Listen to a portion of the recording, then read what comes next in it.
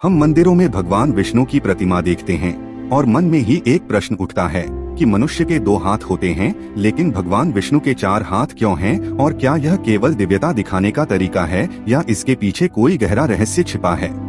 यह उत्तर केवल कल्पना में नहीं बल्कि हमारे प्राचीन शास्त्र विष्णु पुराण में निहित है।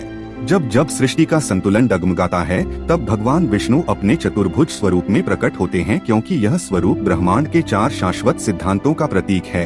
उनका ऊपरी दायां हाथ सुदर्शन चक्र धारण करता है, जो केवल एक हथियार नहीं बल्कि काल चक्र है, समय का वह नियम जो यह सिखाता है कि समय सबसे बड़ा न्यायाधीश है। इसलिए अहंकार, शक्ति और अधर्म कितना भी बड़ा क्यों न हो, समय के आगे टिक नहीं सकता। और यह भी हमें याद दिलाता है कि हर गलत कर्म का अंत निश्चित है।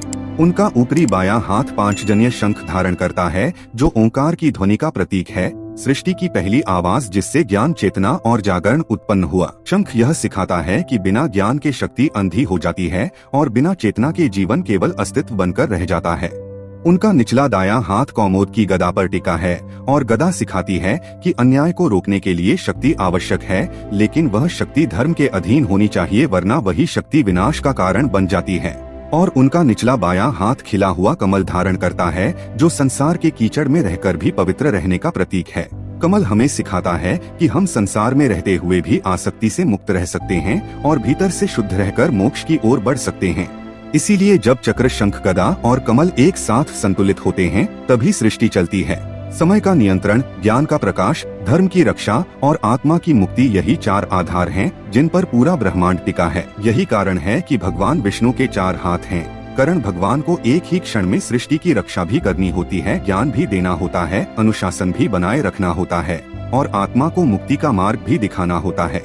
तो मित्रों, इसलिए केवल ज्ञानवान बनना पर्याप्त नहीं और केवल शक्तिशाली होना भी पर्याप्त नहीं। इसलिए केवल आध्यात्मिक होना ही जीवन को पूर्ण बनाता है। जब हम अपने जीवन में समय का सम्मान करते हैं, ज्ञान अर्जित करते हैं, धर्म और अनुशासन का पालन करते हैं और भीतर से पवित्र बने रहते हैं, तभी हम अपने जीवन का संतुलन पा सकते हैं।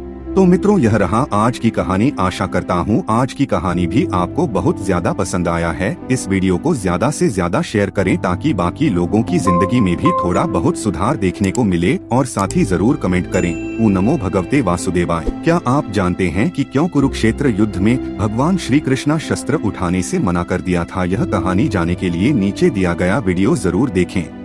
आपको हमारा यह वीडियो पसंद आता है तो हमें आप अपना आशीर्वाद यहाँ पर दे सकते हैं। बहुत बहुत धन्यवाद। नमस्कार।